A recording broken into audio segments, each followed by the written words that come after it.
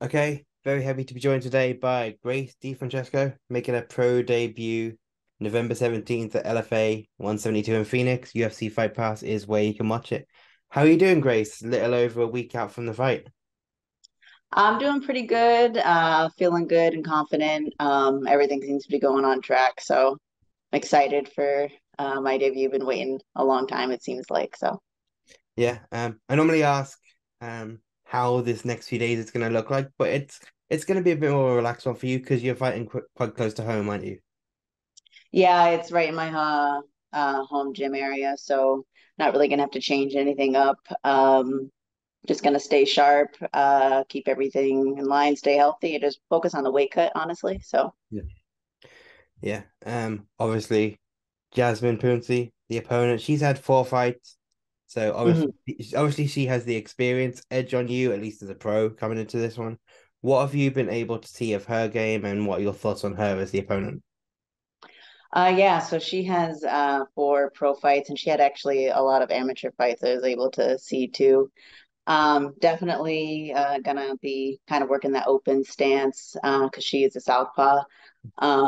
So working on the angles to get on that. She does look like she likes to stand and bang like me, so I'm excited to be able to have kind of hopefully more of a striking match. It's kind of what I prefer. So yeah, gonna work my kickboxing, my boxing. But if we do end up going to the ground, I feel pretty confident there too.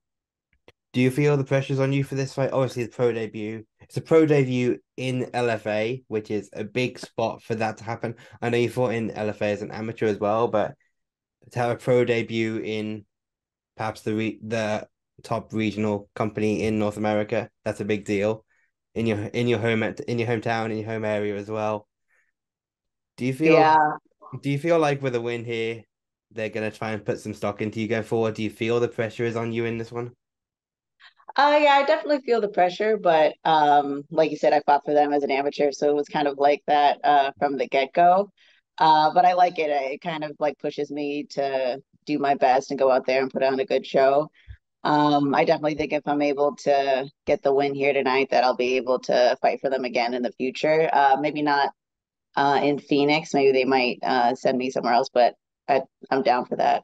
I'm excited to just keep fighting for them because it's a great promotion. I feel really lucky to have gotten my both my pro and amateur debut with them.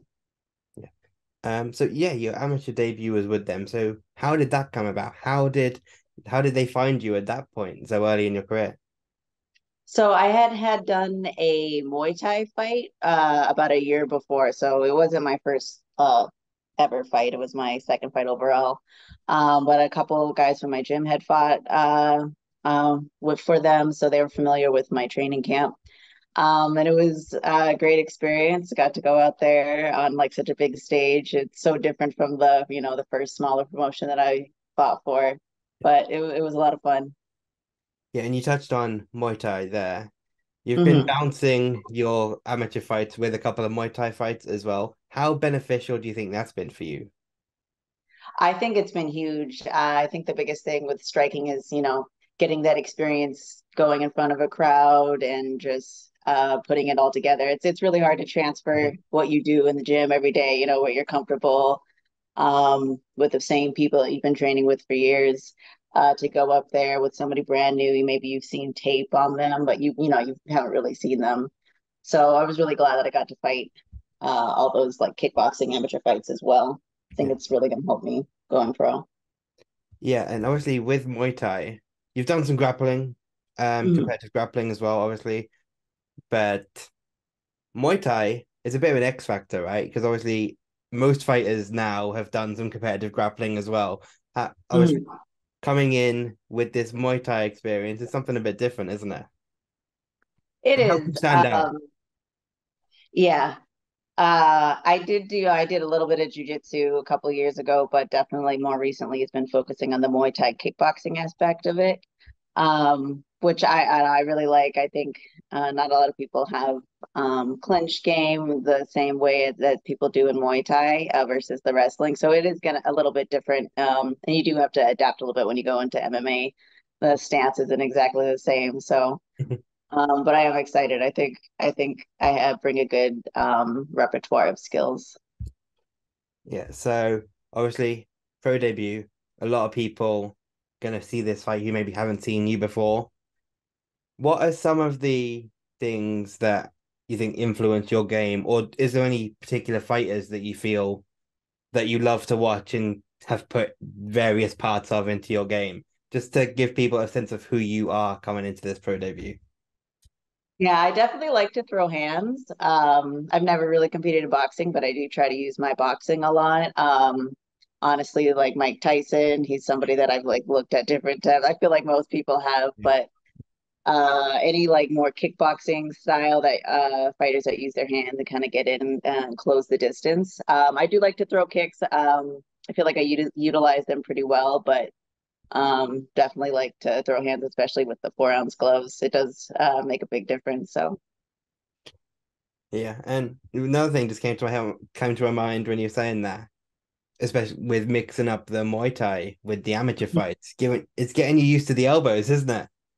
yeah, Which obviously an amateur, you can't really do that in the amateurs. yeah, that's a big thing. I'm excited about. I've always like, practiced elbows on the bag and pads, but it's different from going out and actually fighting and throwing them. So I'm excited to kind of try that out. Finally get to do full rules Muay Thai basically. Yeah, So it should be exciting. And then also with the knees to the head, we haven't been able to do yeah, much of that within the clinch. So that should add some dynamite, I think. yeah. Sounds like an exciting fighter right there. Just finally give us the hard sell when yourself, Jasmine, get into the cage. LFA 172, November 17th. What can fans expect? I definitely think it's gonna be fun on the feet. She does look like somebody who likes to stand and throw power shots. I think we're both gonna try to be doing the same thing, especially in that open stance, like fighting for the straight right or the kick to kind of put an end to the fight. Hopefully, it's not gonna go all 3 rounds. Yeah, and then going forward, how far are you looking? Because obviously this is a crucial point in your career, pro debut. How Mhm. far are you looking past that, and what can fans expect to see of you in the future? So I definitely want to stay busy. This will be my fifth fight this year. Maybe not quite as busy next year because it'll be a little bit more different going pro. There'll be a little bit Yeah, more intense fights, but definitely want to fight at least 2 or 3 times next year. Again, hopefully with LFA, they're a good promotion. I think there's a lot of ladies in my division that we put on a good show too. It'd be a great experience. perfect. I think a lot of people would like to see that, especially after this pro debut coming up next week. I want to thank you for taking the time today. Can't wait to watch LFA 172. Obviously, Cody Davis defend this title in the main event, Friday, Mhm. 17th of November. Only a few days away now. UFC Fight Pass is where you can see it if you're not in Arizona. Thanks again, Grace, for taking the time today. Best of luck. Thank you. Have a Thank good you. day, guys. Thanks.